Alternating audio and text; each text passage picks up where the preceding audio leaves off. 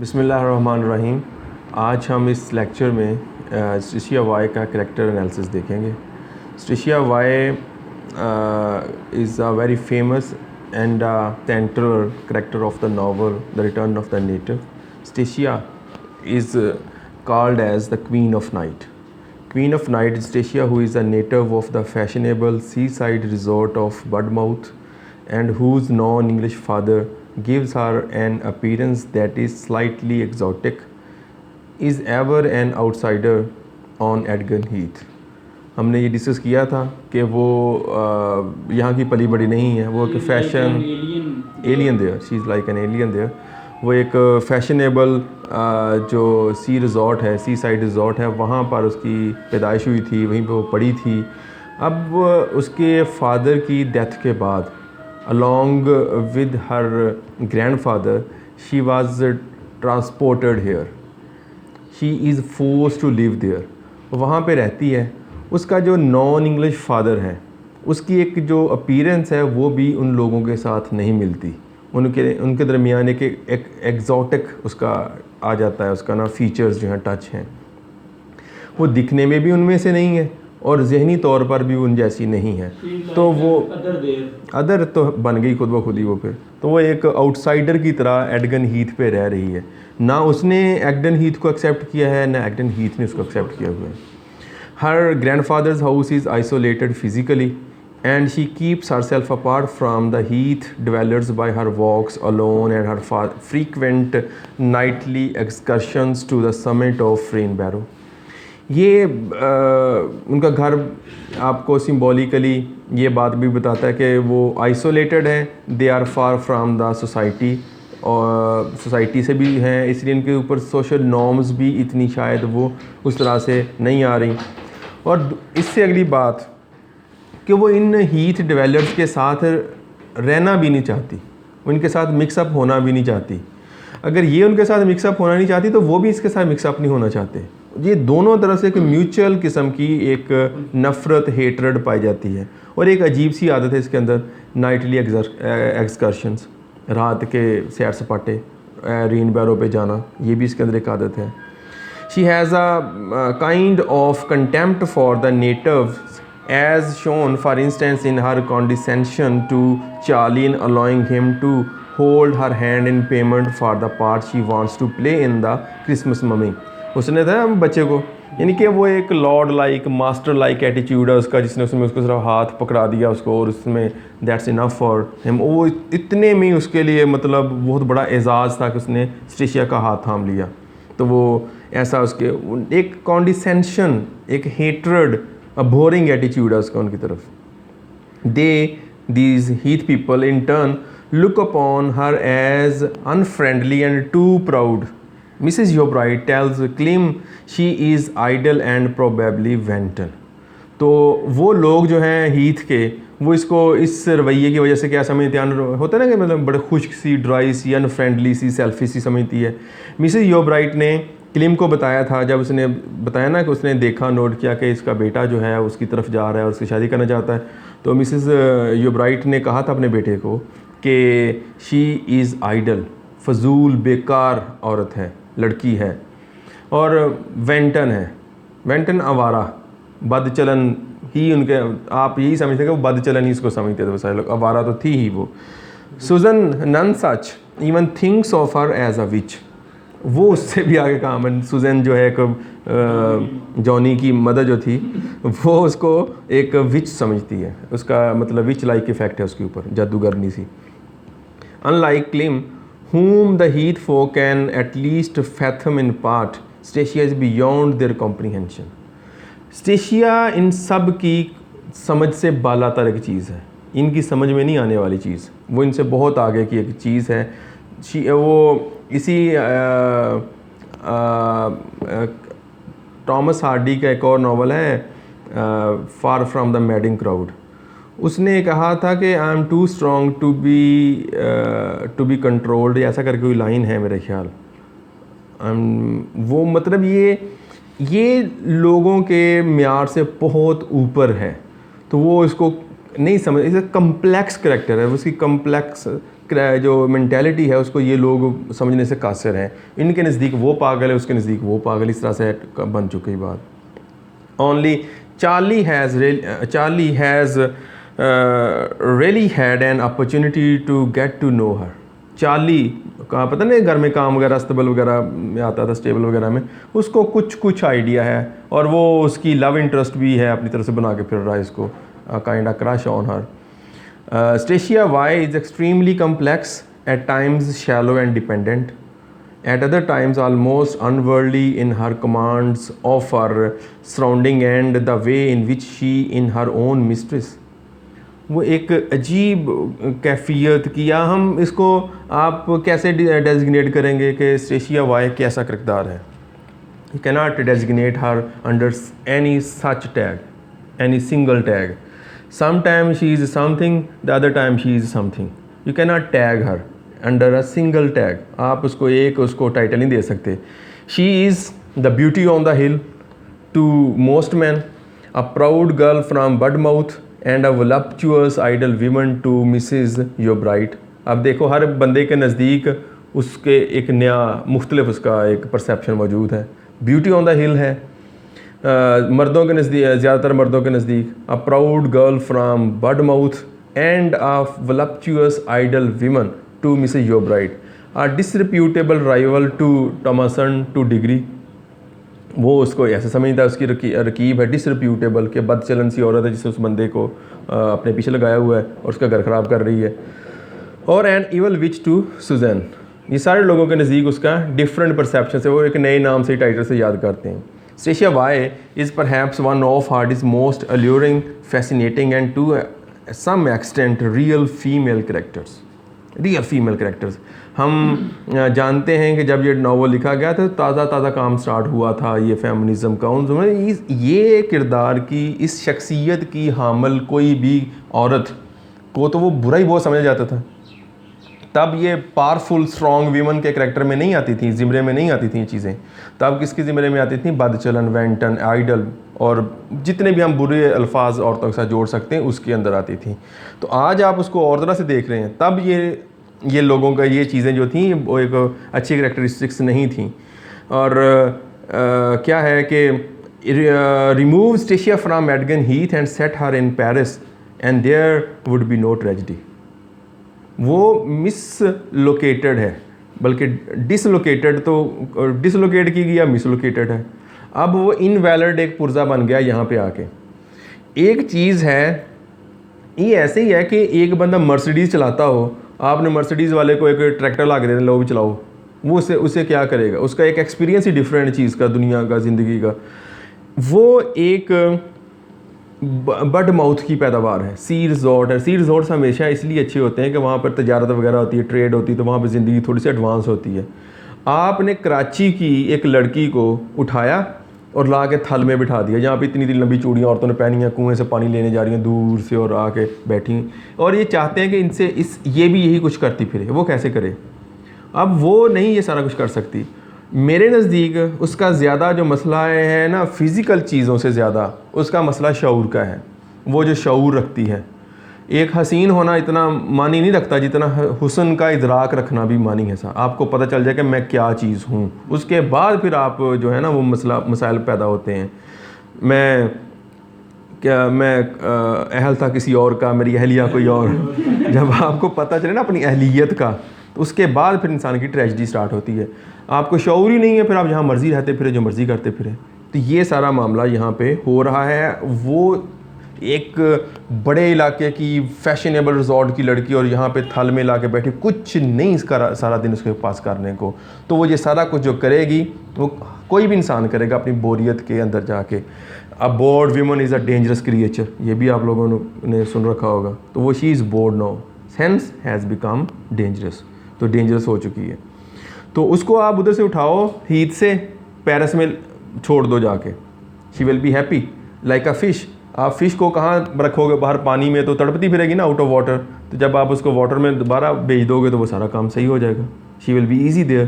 तो यही बात है उसकी कि उसको गलत जगह पे रख दिया गया। सारी ट्रेजिडी इसकी लोकेशन की है जहाँ से। If Clym had not been such an idealist, चलें वो नहीं था तो आइडियल क्लीम ही आइडियलिस्ट ना होता इतना ज़्यादा. So, and idealist and gone back to Paris, there would have been no tragedy. वो चला जाता वापस. उसने भी तो पक्की कसम डाल दी ना अपने ऊपर कि मैंने अब वापस नहीं जाना. भाई आप ने दुनिया देख ली है, एक्सपीरियंस कर लिया है, बताने की कोशिश कर रहे हैं, लेकिन आप जिसको किसी को बताएंगे जिसको अंधाधुंध शौक हो किसी ऐसे किसी काम का, वो नहीं मानेगा आपकी बात. वो जब तक खुद एक्सपीरियंस नहीं कर लेता उस बात को. ये बंदा उधर से हो चुका है, जी ज़िंदगी की देख चुका है चकाचौंध को, डिसल्यूजन हो चुका है, लेकिन वो उस चकाचौंध के ख्वाबों में रह रही है. वो डिसल्यूजन नहीं हुई, वो एक दफ़ा उसमें से गुजरना चाहेगी कुछ, वो भी तो डिसल्यूजन हो ना एक दफ़ा फिर ही है. ये जनाब अपने गांव का, फिर इसका इलाका था, यहाँ से आया था गया था, वापस अपनी मट्टी भी आवाज़ देती है, वो चला गया वापस आ रहा है. वो उसकी जगह भी नहीं है, स्टेशिया की है, उसकी मट्टी और उसको वो आवाज़ दे रही है. अब वो क्या करे? आप उसको कह रहे हैं नहीं भी आप उधर रहो ये करो वो करो, वो फिर ऐसा नहीं होगा. तो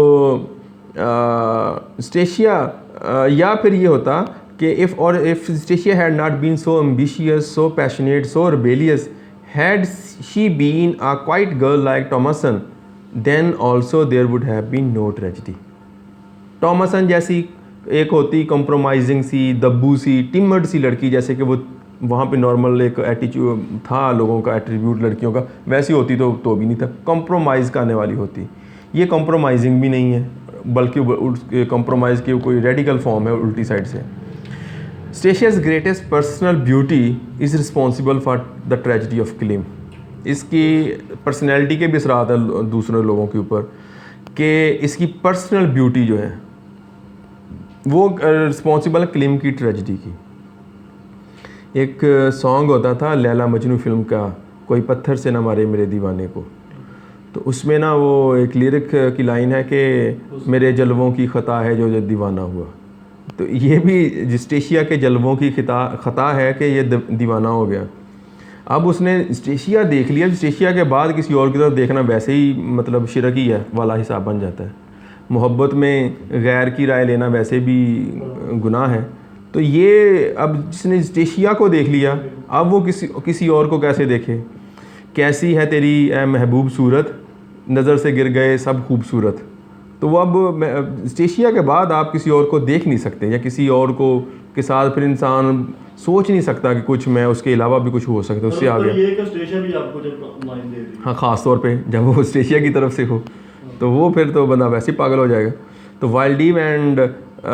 वाइल्डीव को भी यही मर्ज़ लाहक थी क्लीम वाली, लेकिन वाइल्डीव का मसला इसलिए गंभीर था कि वो उसकी पोजेशन में नहीं थी.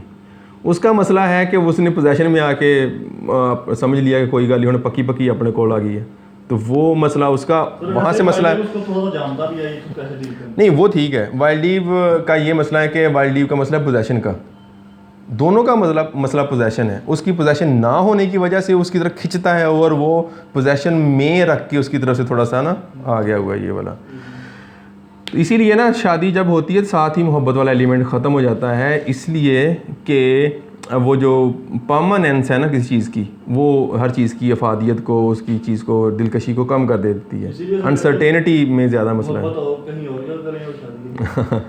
And also the death of Mrs your bright. ये 3 लोगों को तो ले डूबी ना कम से कम. 40 लोग वैसे भी पुराने आशिक थे, बीमार थे.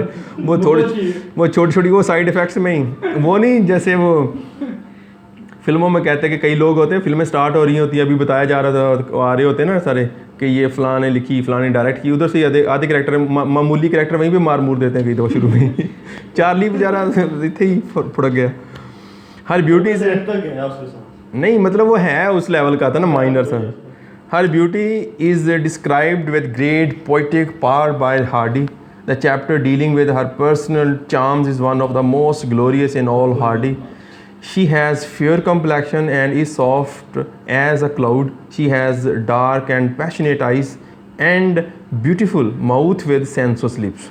Her musical voice, graceful motion, dignified and queenly bearing make her look like a goddess of Greek mythology. वो तो ग्रीक मिथ है, देवी लग रही है वहाँ से. She reminds one of the lotus eaters and Cleopatra of roses, rubies and tropical midnights. She was as she was a raw material of divinity. Most luscious and ravishing in appearance, Stacia brings the memories of rich, ideal beauty and youth that is only possible in the richness of a poet's mind. एक poet का mind वैसे ideal होता है और उसका rich poet कोई हो, उसकी इमेजिनेशन में जो क्रिएट होता होगा कोई शक्ल, वो कैसी होगी, वो स्टेशिया होगी। जैसे कहता है कि जिक्र उस परिवश का और फिर बयां अपना, दुश्मन वही हो गया जो था राजदां अपना, बन गया रकीब आखिर जो था राजदां अपना। तो जब गालिब बयान करेगा हुस्न को किसी के, तो वो कहाँ पे ले जाएगा बात, और जब हार्डी करेगा तो फिर स्टेशिया बन जाएगी। तो स्टेशिया फिर इस लेवल की एक थी लड़की हुस्न में। Her view of life is as foreign to the heath as her person. There is a quote that she did see life in a way that nobody else did, that was her tragedy. तो मतलब कि वो in person और अपने नज़रिए के तौर पर जो उसका नज़रिया हयात है, वो दिखने में भी उनसे डिफरेंट है और उसकी ज़िंदगी गुजारने के जो उसके नज़रियात हैं, आइडियल्स हैं, वो उनसे डिफरेंट हैं। Being an alien in Egdon always pining for bigger and brighter things.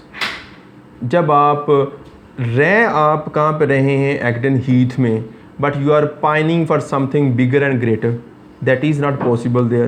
When something is not possible in its actuality, what would you do, what would one do? He would dream of that thing.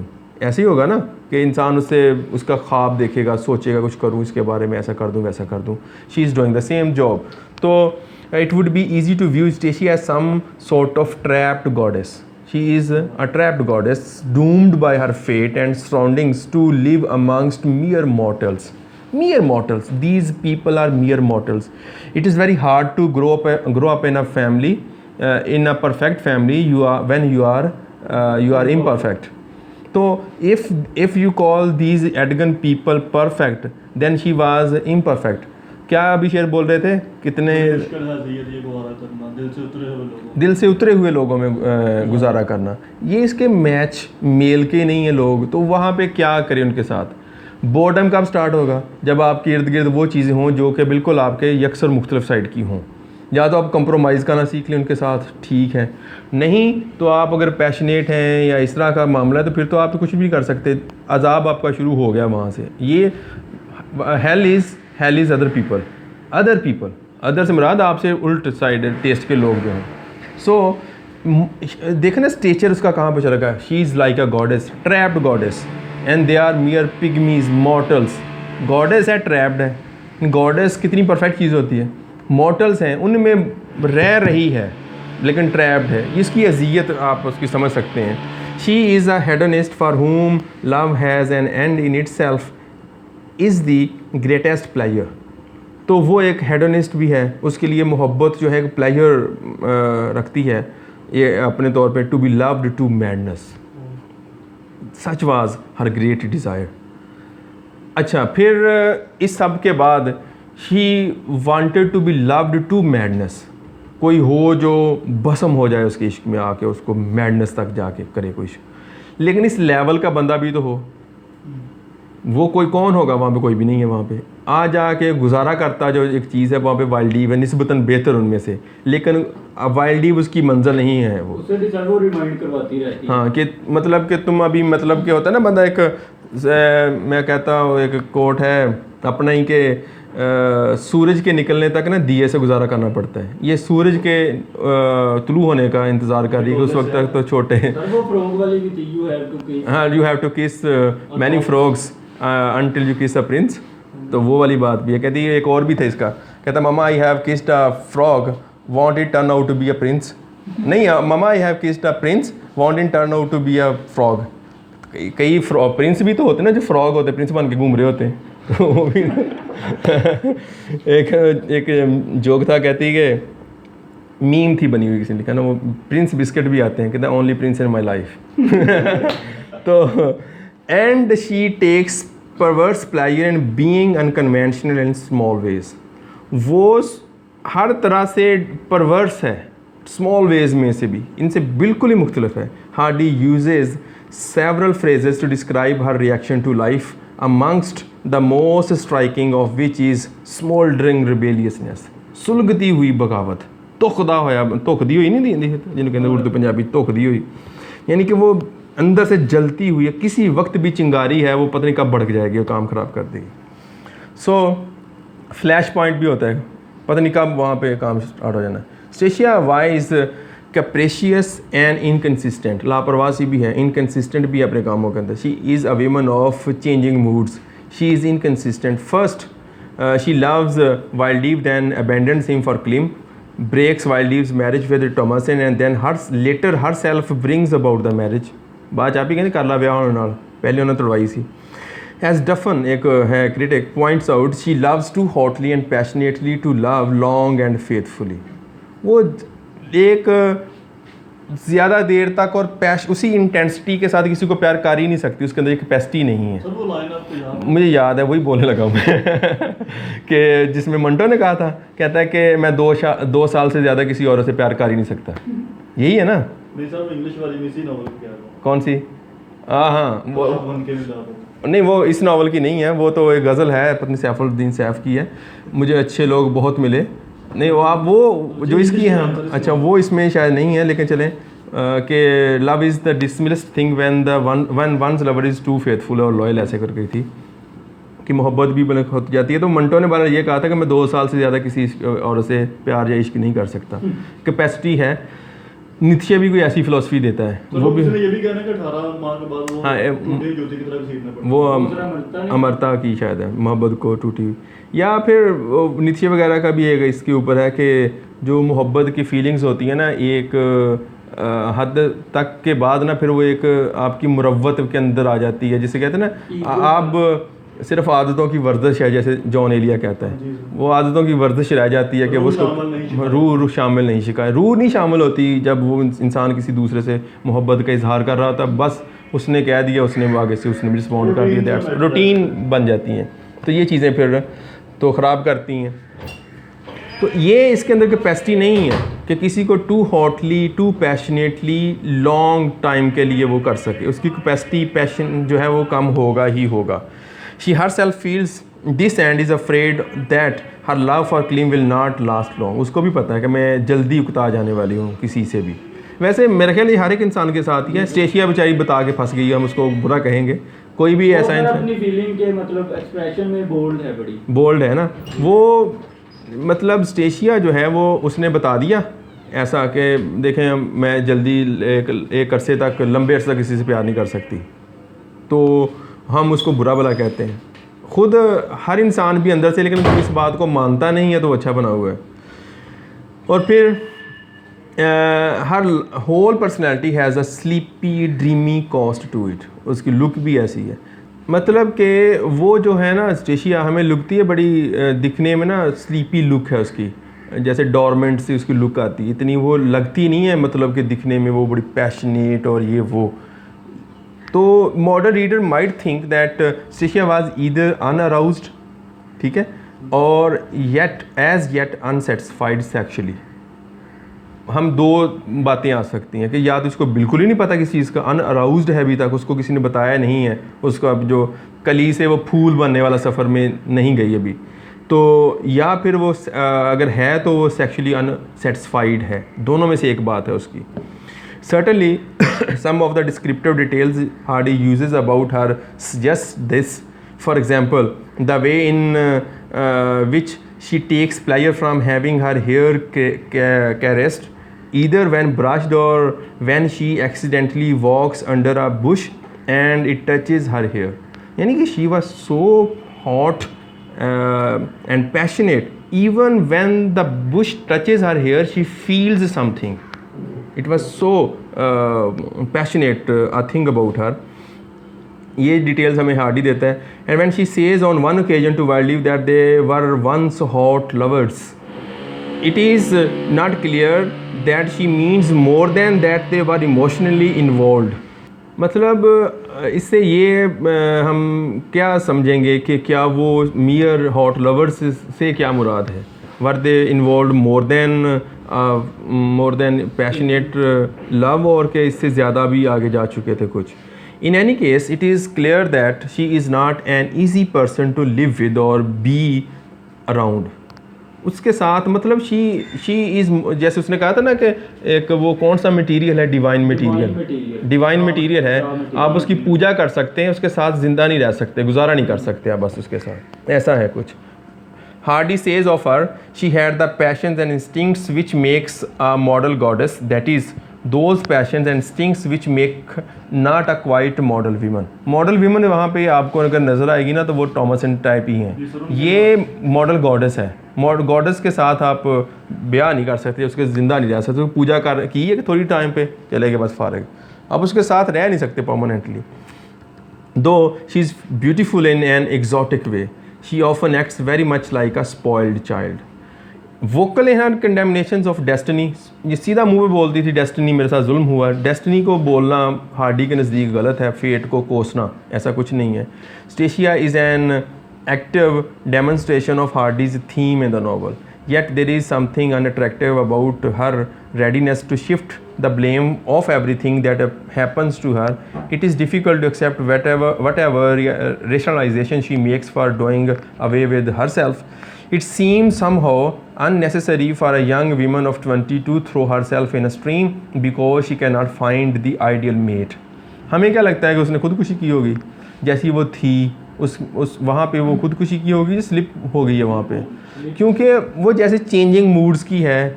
वहाँ पे जाके एक 20 as में की as है उसकी, और उसमें जाके वो एक आइडियल सी क्रिएचर है, आइडियल रखने वाली है, वो ऐसा नहीं हुआ होगा. लेकिन कई दफ़ा लगता है जिस तरह की आखिर पे सिचुएशन बन भी गई थी, बंदा एक लम्हे का ही शिकार होता है ना, उसमें जाके शायद उसका ऐसा कोई मामला बन भी गया हो. उसने उसके अंदर ईगो भी थी ना, वो ऐसी भी थी नहीं कि पड़ी हुई तो थी नहीं.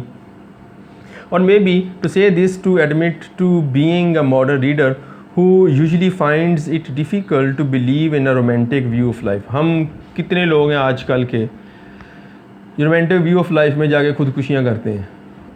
हर कोई आखिर पे जाके कंप्रोमाइज़ करता है जिससे निकलता है. इसी तरह से हमें बड़ा मुश्किल लगता है कि उसने खुदकुशी की होगी ये सारा कुछ.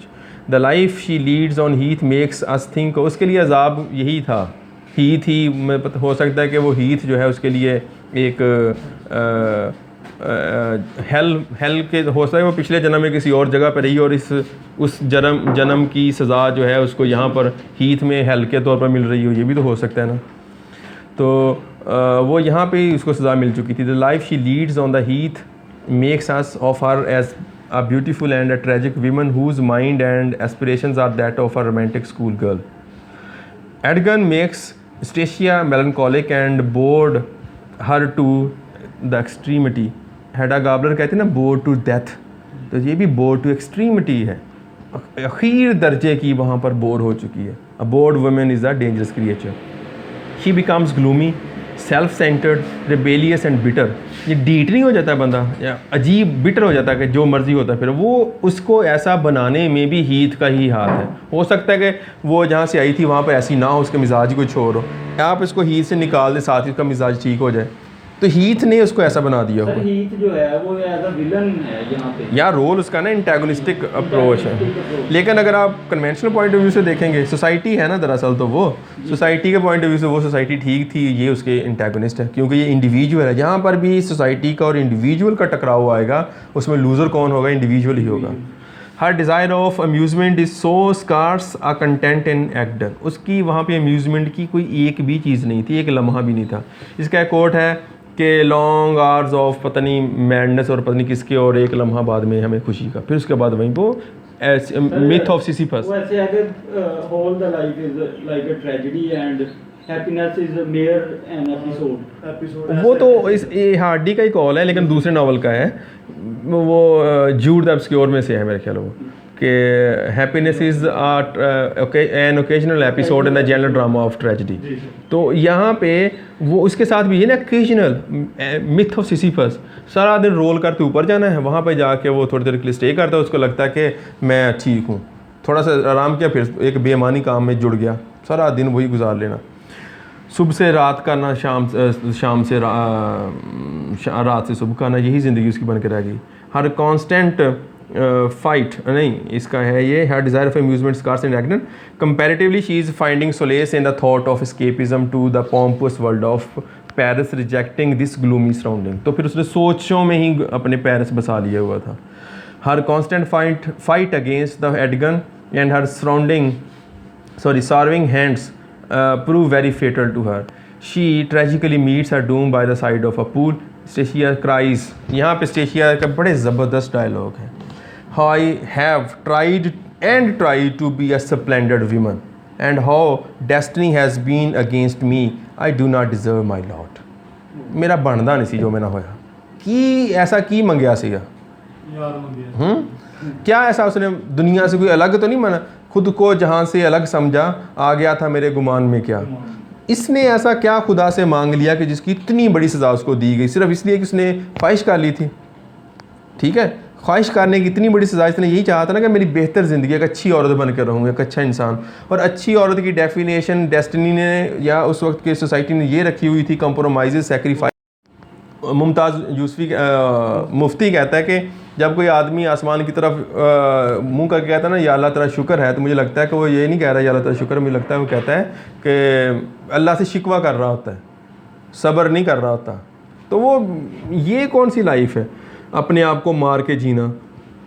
स्टेशिया tries to go against the nature and is destroyed. Nature से मुराद है society, fate, destiny. It is real question in the novel as to who is the main character Hardy intended Klim to be, but Stacia succeeds in upstaging him in most of the time. Judged on the basis of the most widespread effects on the lives of the other characters in the novel, Stacia clearly is more important and can be designated protagonist of the novel.